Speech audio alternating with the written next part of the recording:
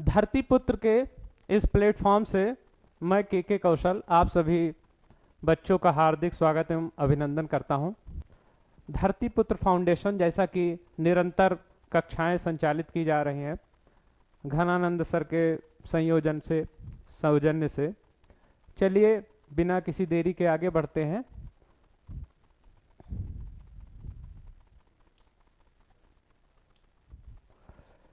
इससे पहले कि मैं अपनी क्लास को स्टार्ट करूं, क्लास को स्टार्ट करने से पहले कुछ चीजें बच्चों हम लोग देख लेते हैं।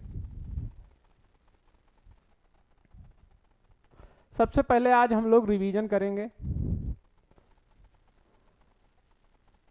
रिवीजन कर लेते हैं थोड़ा बहुत, उसके बाद फिर हम लोग आगे बढ़ते हैं और मोरेवर को देख लेते हैं। मोरेवर में हम लोग कुछ एक्स्ट्रा चीज़ें भी आज सीखेंगे सो दैट हम लोगों का नॉलेज एनहांस हो सके। चलिए सबसे पहले रिवीजन कर लेते हैं। रिवीजन में हम लोग क्या रिवीजन करते हैं, चलिए फोकस या फोकल पॉइंट का रिवीजन कर लेते हैं।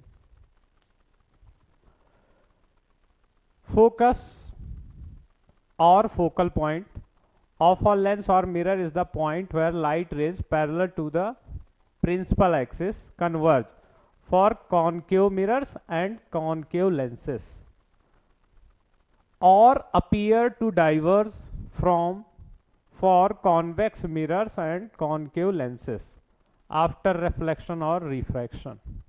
ठीक है, मैंने आपको बताया है कि फोकस या फोकल पॉइंट, फोकस या फोकस बिंदु क्या है।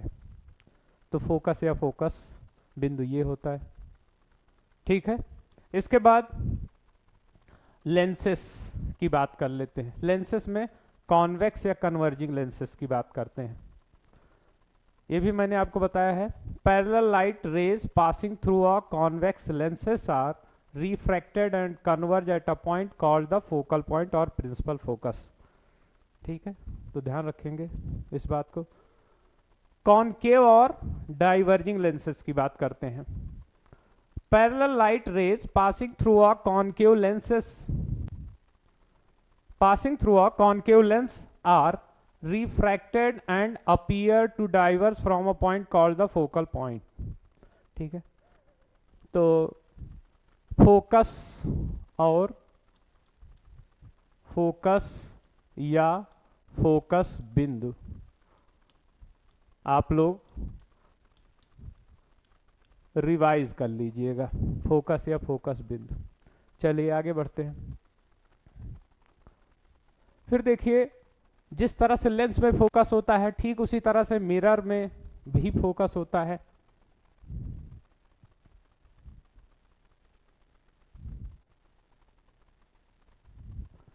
जिस तरह से लेंस के अपने फोकस होते हैं ठीक उसी तरह से मिरर के भी अपने फोकस होते हैं, अर्थात दर्पण के भी फोकस होते हैं।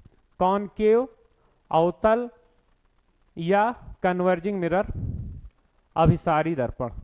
Parallel light rays reflecting off a concave mirror converge at a point called the focal point. ठीक। कॉन्वेक्स और डाइवर्जिंग मिरर्स, उत्तल या अपसारी दर्पण।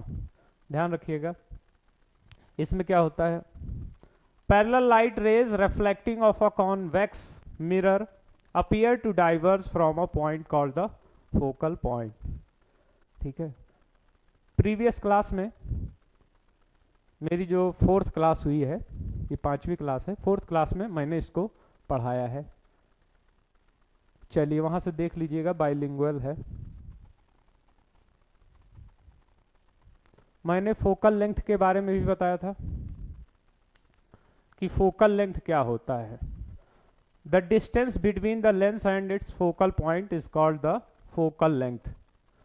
फोकल लेंथ, अब देखिए फोकल लेंथ में क्या है, यहां पर लिखा हुआ है डिस्टेंस बिटवीन द लेंस, तो चाहे लिखा जाए डिस्टेंस बिटवीन द लेंस या लिखा जाए the distance between the optical centre, क्योंकि ऑप्टिकल सेंटर हमेशा लेंस में होता है। देख रहे हैं, ये आपका लेंस है, इसे यहां बीच में ऑप्टिकल सेंटर होता है ओ। ठीक है। तो ऑप्टिकल सेंटर यहीं बीच में होता है, यहाँ भी ऑप्टिकल सेंटर यहाँ बीच में होता है वो। तो इसीलिए चाहे लेंस लिखें या लेंस की जगह पर हम लोग लिख सकते हैं ऑप्टिकल सेंटर। तो दोनों में से कोई भी एक डेफिनेशन लिख सकते हैं, the distance between the optical centre and the focal point. Lens और इसके फोकस के बीच की दूरी, या लेंस और या फोकस और प्रकाशिक केंद्र के बीच की दूरी को फोकस दूरी या फोकल लेंथ कहते हैं। ठीक इसी तरह से अगर हम लोग मिरर की बात करें तो मिरर में फोकल लेंथ की डेफिनेशन हो जाएगी, the distance between the mirror and it's focal point is called the focal length. मतलब दर्पण और इसके फोकल पॉइंट, दर्पण और इसके फोकस बिंदु के बीच की दूरी को फोकस दूरी कहते हैं। दूसरी बात, lenses have two focal points. ध्यान रखना है कि लेंस के पास हमेशा दो फोकल पॉइंट होता है, one on either side of the lens. Lens के दोनों तरफ फोकस होता है, यानी एक फोकस यहां है, ये वाला फोकस है, तो दूसरा फोकस यहां है। ठीक है, इस तरह से दो दो फोकस होता है, लेंस में दो फोकस होता है। ठीक इसी तरह से मैंने बताया था कि फोकस का क्या महत्व होता है, द सिग्निफिकेंस ऑफ फोकस और फोकल पॉइंट। फोकस या फोकस बिंदु का महत्व मैंने कल की क्लास में बताया था। In lenses and mirrors lies in its ability to determine where light rays converge और appear to diverge after interacting with the optical element, influencing image formation and optical system performance. मतलब इसका खास महत्व है image formation में, यानी प्रतिबिंब के बनने में इसका अहम योगदान होता है। इसका खास महत्व क्या है? इसका महत्व है,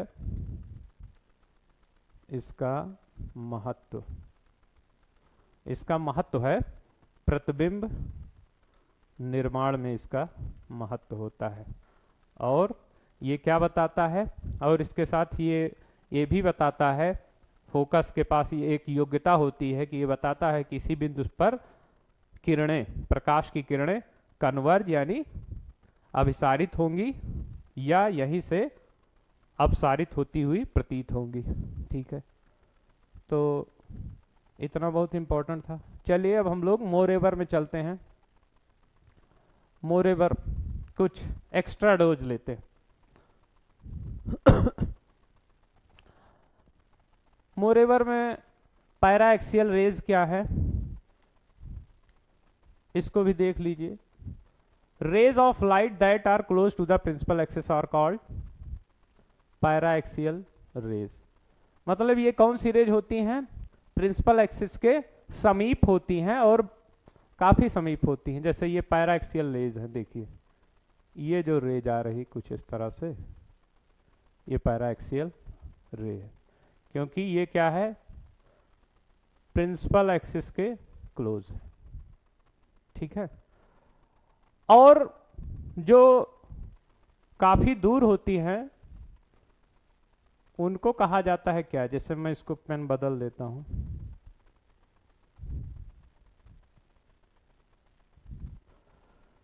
जो ये दूर से किरणें होती, जो प्रिंसिपल एक्सिस से दूर होती, मुख्य अक्ष से दूर वाली जो प्रकाश की किरणें होती हैं, उनको हम लोग कहते हैं पेरिफेरल रेज। तो देखिए ये है पेरिफेरल रेज। ठीक है, और ये रेड वाली क्या है? तो रेड वाली है आपकी पैरा एक्सियल रेज। जहां पर पैरा एक्सियल रेज कन्वर्ज करती हैं, ये यहां देखिए कन्वर्ज कर रहे हैं। कन्वर्ज करना मतलब अभिसरित होना या संकेंद्रित होना। जिस बिंदु पर संकेंद्रित हो रहे हैं, जहां पर अभिसरित हो रही हैं, उस बिंदु को हम लोग कहते हैं पैरा एक्सियल फोकल पॉइंट। ठीक है, इसके अतिरिक्त what is the power of convex lens of focal length 2 metre? तो कैसे फोकल लेंथ निकालेंगे? तो इसके लिए एक फॉर्मूला होता है, P is equal to 1/f। P is equal to 1/f, इसी फॉर्मूले से निकाल लेते हैं। ठीक है, जैसे 2 मीटर लिखा है तो पावर पूछा गया है, पावर क्या होगी? तो P इज इक्वल टू 1/ नीचे F की जगह 2 आ जाएगा। ठीक है, क्योंकि P is equal to 1/f होता है, तो 1/2, तो यह हो जाएगा 0.5। इस तरह से मेजर कर लेंगे। और कन्वेक्स लेंस है तो कन्वेक्स लेंस के लिए हमेशा पावर पॉजिटिव होता है, इसलिए ये पावर होगा P is equal two plus 0.5, आगे D फॉर डायोप्टर, क्योंकि पावर की जो यूनिट होती है वो होती है डायोप्टर। पावर की SI यूनिट डायोप्टर होती है। ठीक है, तो इस बात को भी ध्यान रखेंगे, इस बात को ध्यान रखेंगे। पावर ऑफ लेंस क्या होता है? If it is defined as, ठीक है, ये इट है, IT it is defined as the reciprocal of focal length in metre. ठीक है, तो ये हो जाता है फोकल पावर, या इसी को कहते हैं डायोप्ट्रिक पावर, इसी को हम लोग कहते हैं डायोप्टेरिक पावर। ठीक, या इसी को कहते हैं फोकस शक्ति या फोकस सामर्थ्य।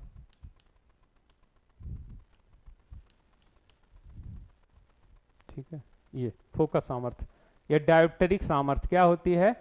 The ability of a lens और मिरर टू कन्वर्ज और diverge light is known as its focal power, which is inversely proportional to its focal length। Inversely proportional मतलब व्युत्क्रमानुपाती। ये इनवर्सली प्रोपोर्शनल का मतलब होता है, क्या होता है इसका मतलब? इसका मतलब होता है व्युत्क्रमानुपाती। व्युत्क्रमानुपाती का मतलब क्या होता है?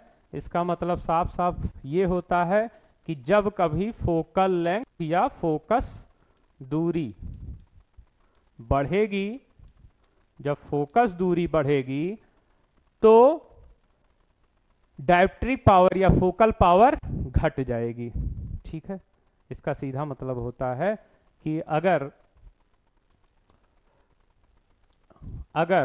फोकल डिस्टेंस या फोकल लेंथ या फोकस की लंबाई जो होती है F, ये बढ़ी तो पावर घट जाएगी। ये इनवर्सली प्रोपोर्शनल का मतलब होता है। और वाइस वर्सा, यानी इसका उल्टा भी सत्य है कि अगर ये घट गया, ठीक है, अगर ये पावर इस तरह से घट गया, फोकस घट गया, तो पावर क्या हो जाएगा? बढ़ जाएगा। तो इस बात को ध्यान रखेंगे हम लोग।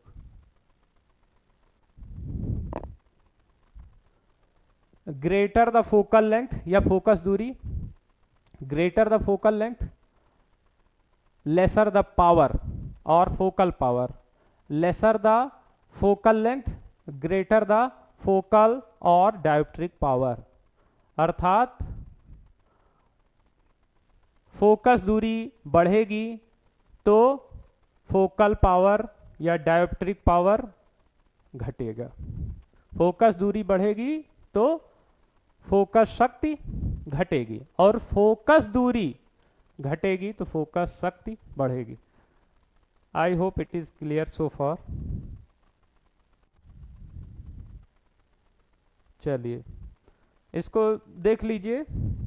ये दो बात है यहाँ पर, बहुत ही इंपॉर्टेंट बात है कि कन्वेक्स लेंस का हमेशा पॉजिटिव होता है पावर और कॉन्केव लेंस का नेगेटिव होता है। इसको याद रख सकते हैं बहुत आराम से। देखिए कन्वेक्स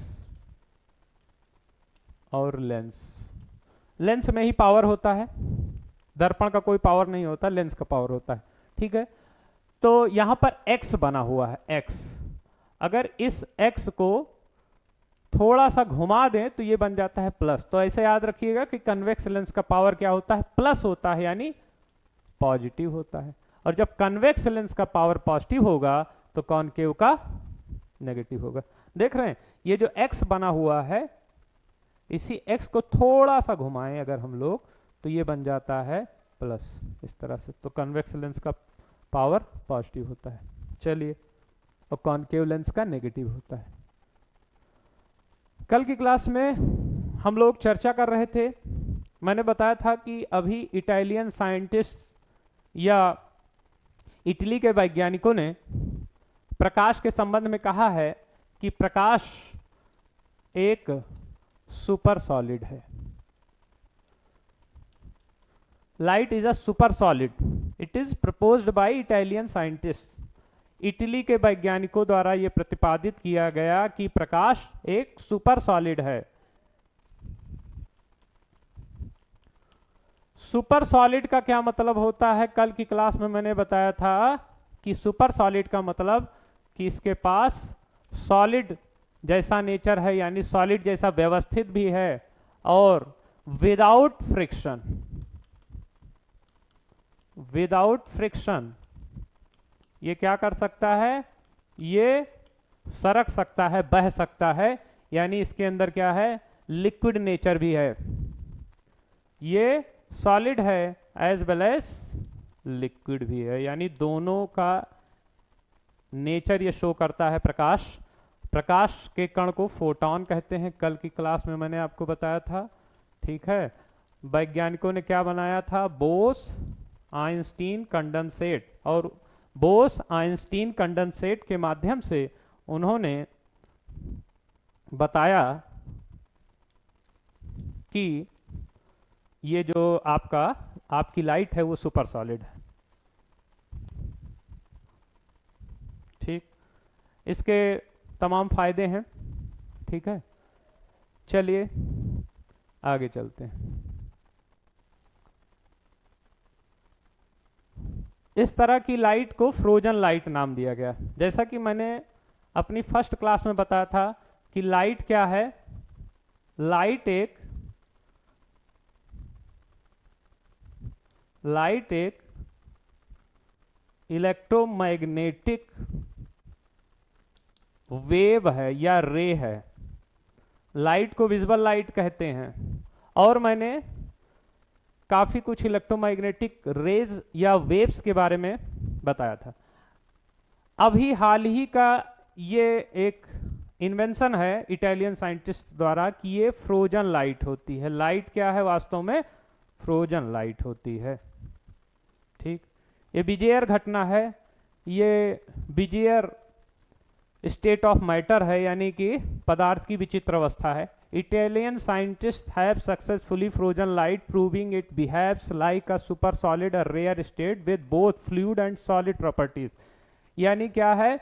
ये सुपर सॉलिड की तरह बिहेव करता है, और सुपर सॉलिड क्या होता है? एक रेयर स्टेट होता है। किसके किसके बीच?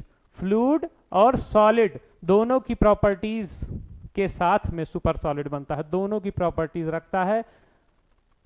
फ्लूइड की तरह ये फ्लो कर सकता है, यानी तरल की तरह ये बह सकता है, और सॉलिड की तरह व्यवस्थित हो सकता है, अर्थात ठोस की तरह व्यवस्थित हो सकता है, सॉलिड की तरह अरेंज हो सकता है। दिस ब्रेक थ्रू, इस सफलता ने क्या किया? इन क्वांटम फिजिक्स, ये क्वांटम फिजिक्स में ये सफलता है, कुड रेवोल्यूशनाइज। ठीक है, तो क्या होगा? एक रेवोल्यूशन आएगा, यानी क्रांति आ जाएगी। Revolutionise quantum computing, optical circuits and photonic devices, advancing future quantum techniques. तो ये सब कल की क्लास में मैंने बताया था, थोड़ा सा मैंने और आज आप लोगों को बता दिया। चलिए, अपनी क्लास को स्टार्ट करने से पहले कुछ चीज़ों को हम लोग देख लेते हैं। पहले इस कोड से अपने क्लास को स्टार्ट करते हैं।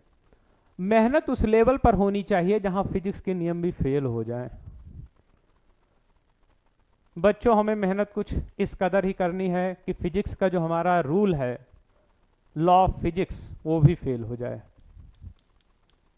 इस हिसाब से मेहनत करेंगे तो हम अपना परचम जरूर लहराएंगे। मेहनत का कोई विकल्प नहीं होता। चलिए, आज की क्लास को हम लोग शुरू करते हैं। आज की क्लास में हम लोग क्या क्या पढ़ेंगे? आज की कक्षा में चलिए क्या क्या पढ़ना है देखते हैं। सबसे पहले रिकैप देख लेते हैं, रिकैप। उसके बाद फिर हम लोग रे डायग्राम देख लेते हैं कि रे डायग्राम कैसे बनता है। रे डायग्राम के बाद फिर हम लोग रिकैप से स्टार्ट करते हैं। चलिए, कल की क्लास में मैंने आप लोगों को 4 नियम बताया था। पहला, to form an image with a concave mirror follow these rules. ठीक है, ये पहला है। ठीक, पहला है a ray parallel to the principal axis reflects through the focus. क्या मतलब है कि मुख्य अक्ष के समांतर चलने वाली प्रकाश की किरणें फोकस से होकर गुजरती हैं, पहला नियम। दूसरा नियम, a ray through the focus reflects parallel to the axis. Focus से होकर गुजरने वाली प्रकाश की किरण मुख्य अक्ष के समांतर हो जाती है। तीसरा नियम, an incident ray which strikes the mirror at its vertex और pole P is reflected such that its angle of incidence with respect to the principal axis is equal to its angle of reflection. ठीक है, तो ये हो गया। कहने का मतलब कि किसी दर्पण के शीर्ष या वर्टेक्स या ध्रुव या पोल एक ही चीज है। तो किसी मिरर के वर्टेक्स या पोल पर पड़ने वाली प्रकाश की किरणें उसी आपतन कोण से परावर्तित होती हैं। देखिए, प्रकाश की किरण इस तरह से आ रही है। ठीक है, ये क्या है, पोल है आपका, P है, और पोल पर ये एंगल देखिए छोटा सा आई बना है ना, तो ये आई बना है। अब इतने से ही एंगल से ही क्या होता है, रिफ्लेक्ट हो जाती हैं, आगे कौन निकल जाती हैं, देख रहे हैं ये इस तरह से। यहाँ क्या है, I is equal to r. वैसे भी I is equal to r होता है, ये तो परावर्तन या लॉज ऑफ रिफ्लेक्शन में से एक नियम ही एक लॉ है। ठीक है, इसके बाद चौथा नियम क्या है, फोर्थ लॉ क्या है, a ray through the centre of curvature reflects back on itself. अगर कोई प्रकाश की किरण वक्रता केंद्र यानी सेंटर ऑफ कर्वेचर से होकर गुजरती है तो वो अपने ही रास्ते से वापस चली जाती है। अगर कोई प्रकाश की किरण वक्रता केंद्र से होकर गुजरती है तो वह अपने ही मार्ग से वापस लौट जाती है। देखिए, पहले तो 3 को यहां इस चित्र के माध्यम से देखते हैं। देखिए, यहां पर क्या होता है, अच्छा ये है आपका फोकस से पास हो रहा है। ठीक है, ये किसका है, ये है फोकस से जो पास होता है उसके लिए है। ठीक है, यानी ये दूसरा है। ठीक, ये देखिए फोकस से नहीं, ये पहला है। ठीक है, ये पहला है प्रकाश की किरण, हाँ पैरेलल आ रहे हैं ना, और पैरेलल आ रहे हैं आफ्टर रिफ्लेक्शन क्या हो रहा है, फोकस से पास हो रहे हैं, तो ये फर्स्ट लॉ है। सेकंड लॉ ये है, देखिए प्रकाश की किरण जब फोकस से आई तो क्या हुई, वो ray of light principal axis के पैरेलल हो गई, यानी मुख्य अक्ष के समांतर हो गई। तीसरा लॉ ये है, ये तीसरा है जो कि मैंने आपको समझाया। ठीक है, और ये चौथा है, a ray of light passing through the centre of curvature C। तो जब कोई प्रकाश की किरण ray of light centre of curvature यानी वक्रता त्रिज्या से पास करती है या गुजरती है तो वो अपने ही पाथ को क्या करती है, रिट्रेस करती है, अर्थात अपने ही मार्ग से वापस लौट जाती है। तो ये 4 नियम है, कल पढ़ाया था। ठीक है, अवतल दर्पण से किरण आरेख बनाने के लिए 4 नियम है। अभी अभी मैंने आपको पूरा बताया है, सब कुछ समझाया है। चलिए रे डायग्राम की बात कर लेते हैं। रे डायग्राम में हमें क्या क्या चीजें पढ़नी है। ठीक है, रे डायग्राम में सबसे पहले ऑब्जेक्ट एट इन्फिनिटी, यानी जब वस्तु कहां पर हो, जब वस्तु अनंत पर हो।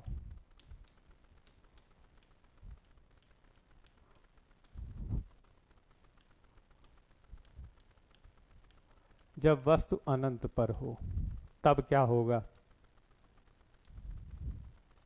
ठीक है, तो ये केस बनता है आपका फर्स्ट, केस फर्स्ट। तो इमेज की पोजीशन क्या होगी, यानी प्रतिबिंब की स्थिति क्या होगी।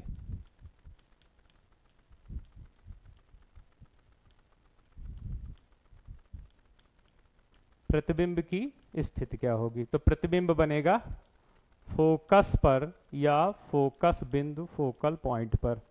नेचर ऑफ इमेज क्या होगा, यानी प्रतिबिंब की प्रकृति क्या होगी। तो प्रतिबिंब की प्रकृति होगी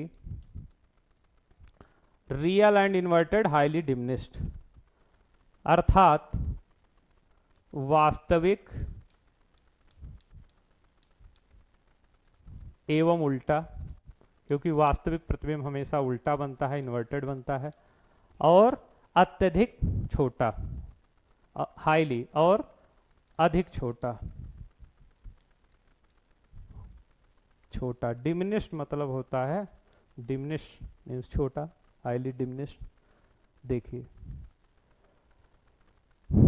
जो वस्तु है आपकी कहां पर है, अनंत पर है। ये वस्तु की स्थिति है ए बी, कहां पर है, एट इन्फिनिटी, अनंत पर है। तो जब ये अनंत पर है तो प्रकाश की किरणें अनंत से जब भी आती हैं तो मानी जाती हैं कि वो समांतर आ रही हैं। ठीक, तो ये समांतर ही आएंगी अनंत से किरणें। जैसे मान लेते हैं कि वस्तु हमारा क्या है, मान लेते हैं हम सूरज, चांद, सितारों को का प्रतिबिंब बनाना चाहते हैं। सोचिए बहुत लोग होंगे कहेंगे हम सूरज का प्रतिबिंब बनाएंगे।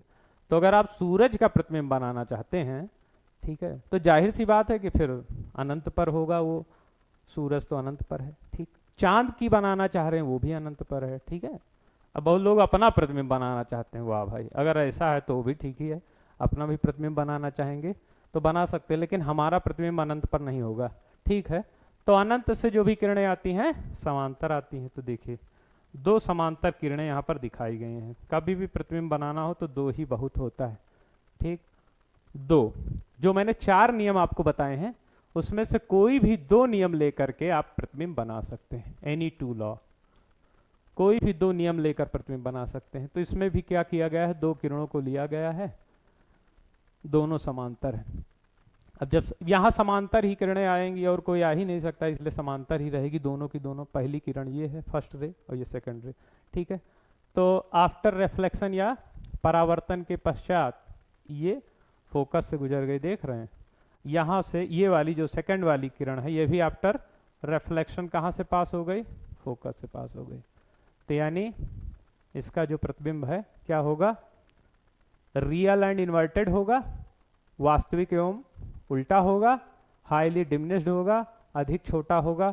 यहाँ फोकस पर जो प्रतिबिंब बनेगा वो क्या होगा, हाईली डिमिनिश्ड होगा, यानी बहुत ही ज्यादा छोटा होगा। चलिए, अगर ऑब्जेक्ट बिहाइंड सी हो तो क्या होगा, सी के परे हो जाए तब क्या होगा,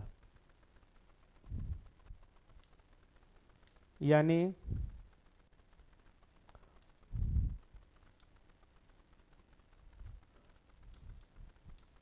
जब वस्तु सी के पीछे हो या सी से परे हो, जब वस्तु वक्रता केंद्र के पीछे हो, ऐसी सिचुएशन में क्या होगा। ठीक है, तो ऐसी सिचुएशन को हम कहते हैं केस सेकंड, द्वितीय स्थिति। ठीक है, वो केस फर्स्ट था, प्रथम स्थिति थी, और ये क्या है, द्वितीय स्थिति है। ठीक है, तो द्वितीय स्थिति में क्या होगा, पोजीशन ऑफ इमेज यानी प्रतिबिंब की स्थिति क्या होगी, सी और एफ के बीच होगा, यानी वक्रता केंद्र और फोकस के बीच, सेंटर ऑफ कर्वेचर और फोकस के बीच होगा। नेचर ऑफ इमेज, प्रतिबिंब की प्रकृति क्या होगी, रियल एंड इन्वर्टेड होगा, यानी वास्तविक और उल्टा होगा, डिमिनिश्ड होगा यानी छोटा होगा, हाईली डिमिनिश्ड नहीं होगा यानी बहुत छोटा नहीं होगा मगर छोटा होगा। ठीक है, देखिए सी आपका यहाँ है और ऑब्जेक्ट आपका कहाँ है, ये है आपका ऑब्जेक्ट। ठीक है, ये ऑब्जेक्ट है। अब यहां से प्रकाश की किरणें समांतर भी चल सकती हैं और भी कई तरह से, यानी जो 4 के 4 नियम है, चारों के चारों नियम यहां पर अप्लाई हो सकते हैं। ठीक है, तो 2 किरणें यहां दिखाई गई है। पहला तो समांतर लेना सबसे आसान रहता है, इसलिए समांतर ले लिया। और दूसरी किरण हमने क्या किया, दूसरी रे ऑफ लाइट फोकस से पास करा दिया, ये भी आसान रहती है, दोनों को ले लिया। अब देखिए रिफ्लेक्शन के बाद ये कहाँ से पास हो रही हैं, इस पर थोड़ा सा गौर करिएगा। ठीक है, तो देखिए ये पहली रे थी, आफ्टर रिफ्लेक्शन फोकस से पास हो गई, जो कि पास ही होनी थी। ठीक है, जो ये पैरेलल रेज थी, पैरेलल रे ये वाली फर्स्ट रे फोकस से पास हो गई।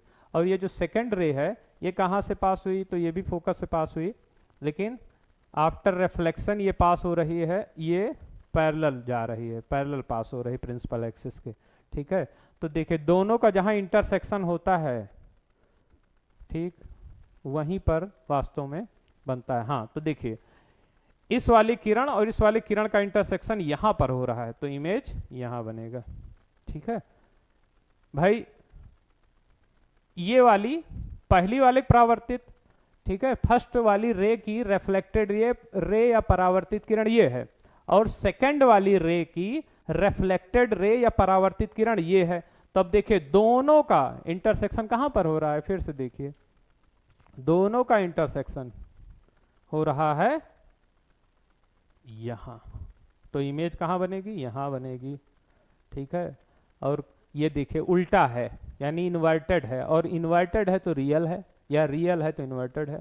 रियल हमेशा इन्वर्टेड होता है, वास्तविक हमेशा उल्टा होता है। ठीक है, डिमिनिश्ड है, देखिए ये छोटा है, इसीलिए इसको कह रहे हैं डिमिनिश्ड।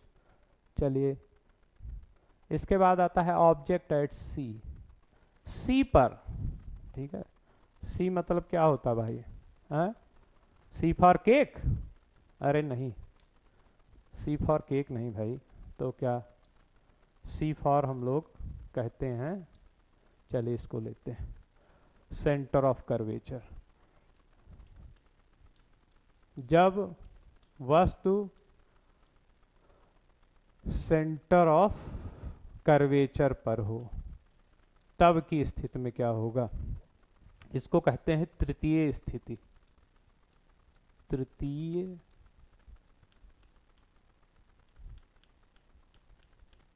स्थिति क्या होगा, पोजीशन ऑफ इमेज क्या होगी बताइए, कहां बनेगा, जब सी पर वस्तु है, ऐसे रखी है। ठीक है, वस्तु कहां पर रखी है, सी पर। तो जब वस्तु सी पर रखी होती है तो उसका प्रतिबिंब भी सी पर ही बनता है, प्रतिबिंब की स्थिति पोजीशन ऑफ इमेज सी पर होती है। ठीक है, सी पर ही बनेगा। और नेचर ऑफ इमेज यानी क्या, प्रतिबिंब की प्रकृति क्या होगी, तो फिर से रियल एंड इन्वर्टेड होगा, और सेम साइज होगा, वास्तविक और उल्टा होगा, और सेम साइज मतलब उसी आकार का, उसी आकार का। हाँ,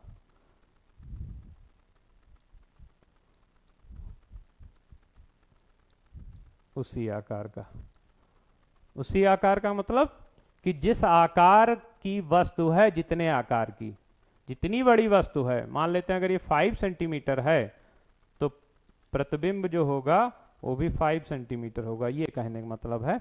और रियल एंड इन्वर्टेड होगा, देख रहे उल्टा है, ये आयरो का हेड नीचे है तो हेड नीचे तो उल्टा, और लेग ऊपर। ठीक है, ये टेल ऊपर है, तो इस तरह से उल्टा बनता है।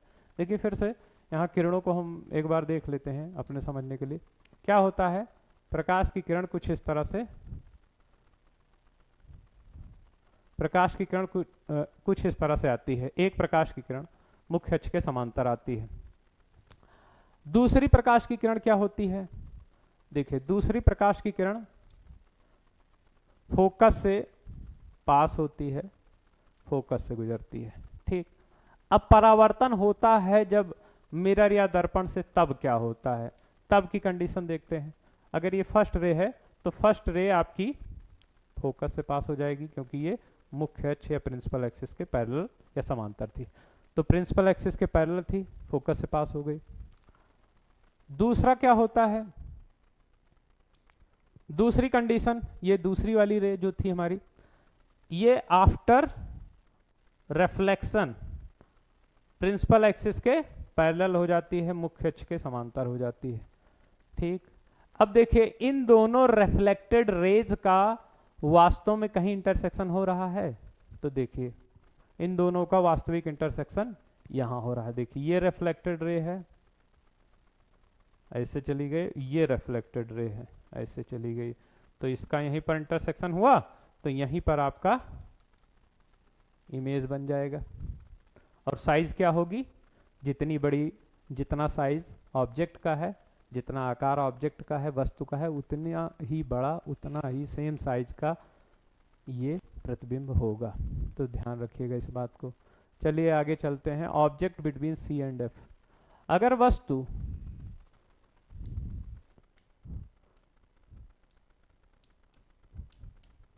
जब वस्तु वक्रता केंद्र C और फोकस F के बीच हो,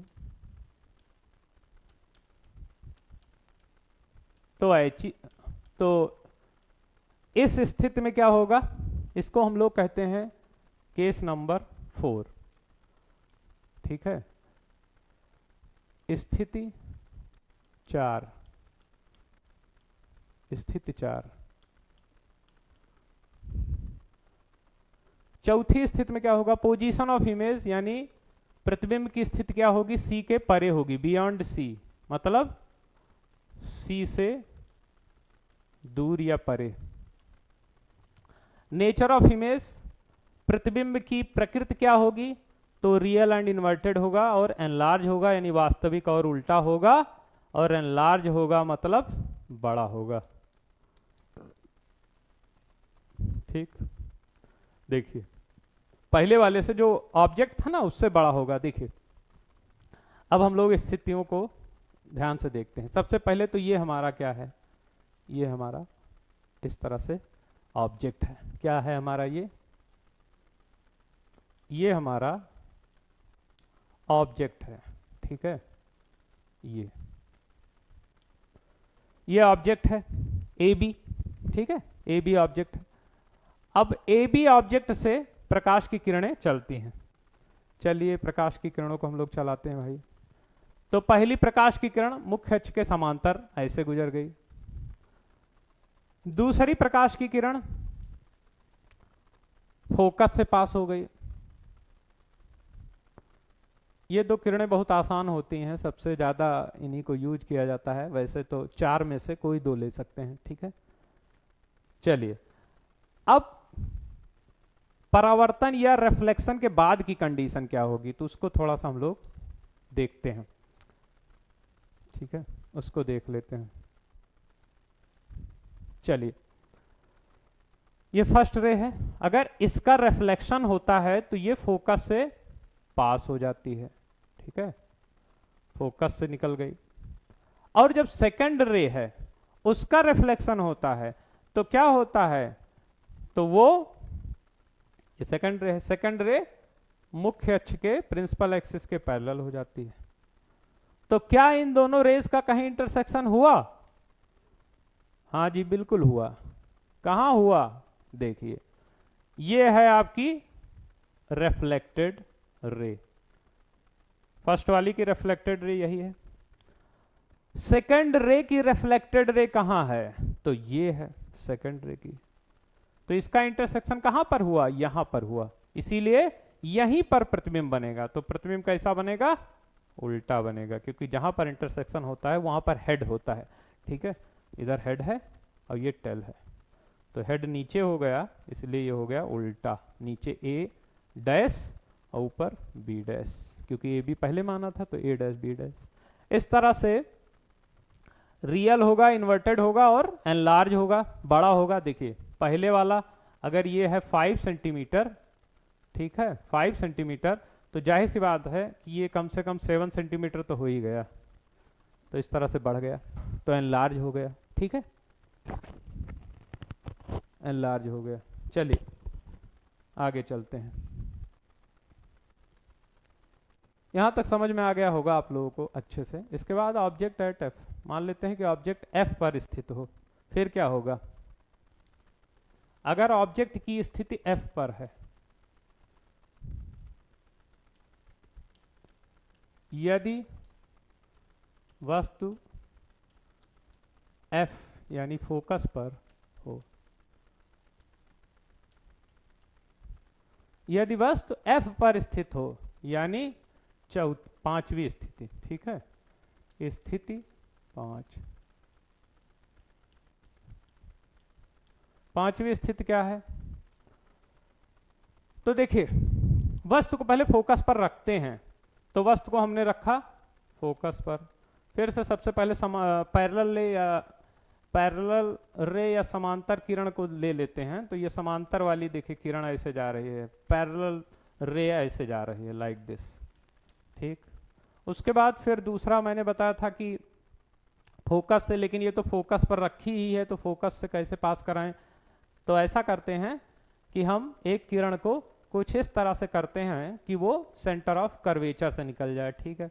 तो हमने एक किरण इस तरह से ले लिया कि उस आपकी पास हो जाएगी सेंटर ऑफ कर्वेचर से, यानी कि एक प्रकाश की किरण इस तरह से जाती है, ठीक है, जो कि क्या है, दर्पण के लंबवत है, यहाँ पर 90 डिग्री का कोण बना रही है। तो जब दर्पण के लंबवत या परपेंडिकुलर कोई रे जाती है, तो वो क्या करती है, अपने ही पाथ को, देखिए पहले तो ऐसे गई है, ठीक, लेकिन जब ये यहां तक पहुंची तो स्ट्राइक करने के बाद ये अपने ही पाथ को रीट्रेस करती है, और जब ये रीट्रेस करती है तो ये एक पॉइंट से गुजरती है जिसको हम लोग सेंटर ऑफ कर्वेचर या वक्रता केंद्र कहते हैं। तो ये सेंटर ऑफ कर्वेचर से पास हो गई।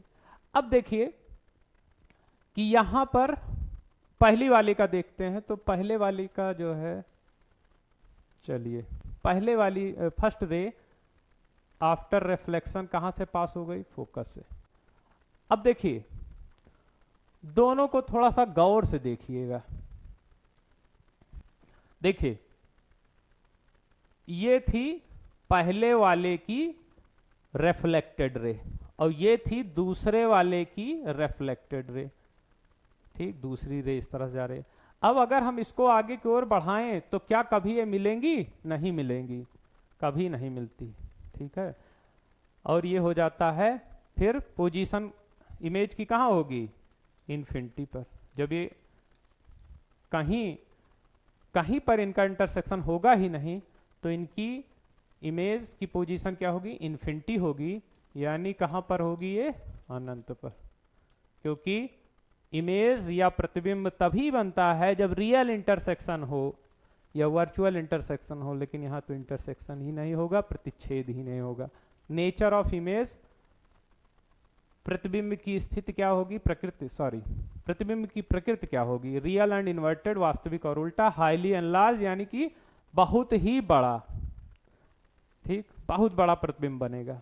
जैसे कि कह सकते हैं कि बहुत माइक्रो ऑर्गेनिज्म को देख रहे हैं और उसका बहुत बड़ा प्रतिबिंब बन रहा है। जैसे कि माइक्रो बैक्टीरिया को जब हम लोग देखते हैं तो उसका बड़ा प्रतिबिंब बनाना होता है, तो कुछ इस तरह की स्थिति उत्पन्न करते हैं, क्रिएट करते हैं, सो दैट हाईली एनलार्ज या बहुत बड़ा प्रतिबिंब बने, क्योंकि माइक्रो बैक्टीरिया है, सूक्ष्म जीव है, ठीक है। चलिए, अगर ऑब्जेक्ट F और P के बीच में हो तब की कंडीशन क्या होगी भाई?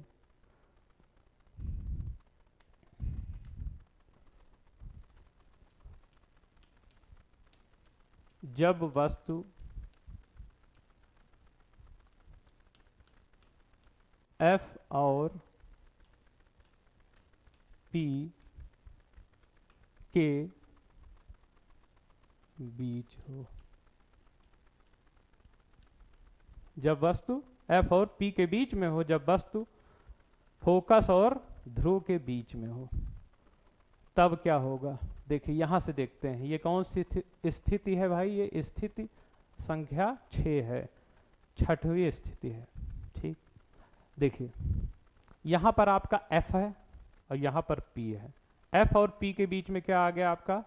आपकी वस्तु आ गई, आपकी वस्तु आ गई F और P के बीच में, ठीक है, यहां पर वस्तु आ गई। अब क्या होगा?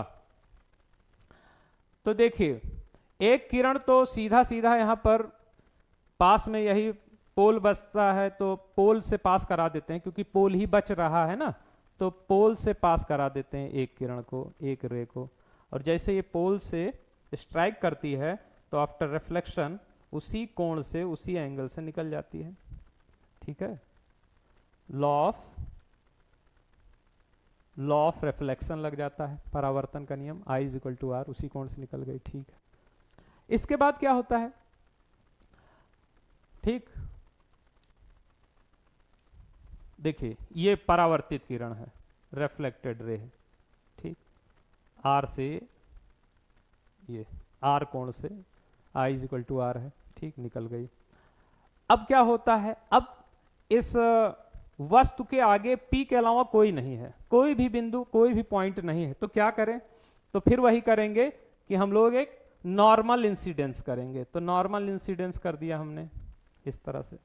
और जब नॉर्मल इंसिडेंस होता है तो मैंने बताया था कि नॉर्मल इंसिडेंस हमेशा सेंटर ऑफ कर्वेचर से पास होता है। तो अगर ये नॉर्मल इंसिडेंस है तो ये रे अपने ही पाथ को रिट्रेस करेगी और रिट्रेस करते हुए सेंटर ऑफ कर्वेचर से निकल जाएगी।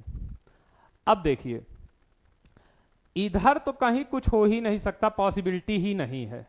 ठीक है, अगर हम इसे कहें साइड 1 और इसे कहें साइड 2, तो साइड 1 में इंटरसेक्शन होगा नहीं। तो अब जब ऐसा नहीं होता, रियल इंटरसेक्शन नहीं हो पाता, तो जान रहे हैं कि जब हम कोई वास्तविक चीज नहीं बनाते या बना पाते तो आभासी बना लेते हैं। ठीक है, जैसे जो चीजें हम वास्तविक लाइफ में नहीं बना पाते, जैसे महल लोग नहीं बना पाते, तो महल के स्वप्न देखते हैं, स्वप्न में देख रहे हैं वाह क्या महल है। ठीक, तो वही यहां पर स्थिति है कि वास्तव में तो इसका प्रतिच्छेद होने से रहा, रियल इंटरसेक्शन पॉसिबल नहीं है। तो अब क्या किया जाए? तो इसका फिर हम लोग वर्चुअल इंटरसेक्शन कराते हैं। तो वर्चुअल के लिए क्या करेंगे? हम इस वाली रे को आगे की ओर प्रोड्यूस करेंगे, ऐसे निकल गई। दूसरी रे को हम आगे की ओर ऐसे प्रोड्यूस कर रहे हैं, तो ये ऐसे ऐसे निकल गई। और देखिए यहां पर इंटरसेक्शन हुआ। ठीक है, मान लेते हैं A' पर इंटरसेक्शन हुआ। ठीक, तो यहीं पर आपका क्या बन जाएगा? प्रतिबिंब बन जाएगा। A' ऊपर है और B' नीचे है, यानी ये सीधा है या इरेक्ट है।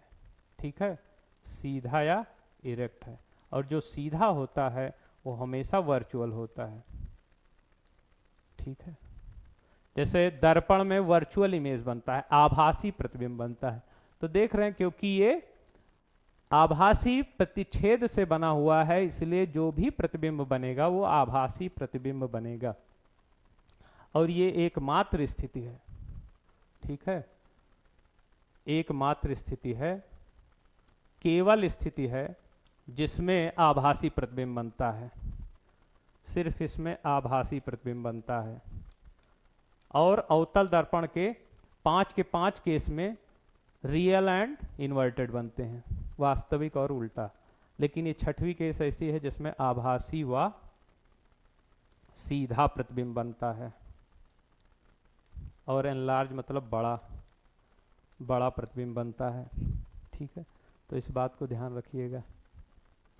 चलिए, I hope it is clear so far. चलिए हम लोग आगे चलते हैं। आज की क्लास को यहीं पर वाइंड अप कर रहा हूं। कल फिर मिलते हैं किसी दूसरे क्लास के साथ। इससे पहले कि मैं अपनी वाणी को विराम दूं, आप लोगों से गुजारिश है कि आप लोग इस प्लेटफॉर्म को, जो कि घनानंद सर द्वारा संचालित है,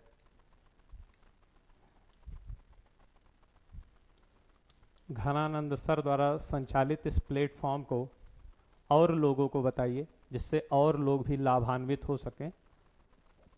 मैं क्वालिटी कंटेंट प्रोवाइड करने की भरसक कोशिश करूंगा, और जानते हैं कोशिश से ही सफलता मिलती है, इसलिए मैं कोशिश शब्द को इस्तेमाल कर रहा हूं। मैं भरसक प्रयास करूंगा। आप इससे जुड़िए और लाभान्वित हुइए। Thank you so much.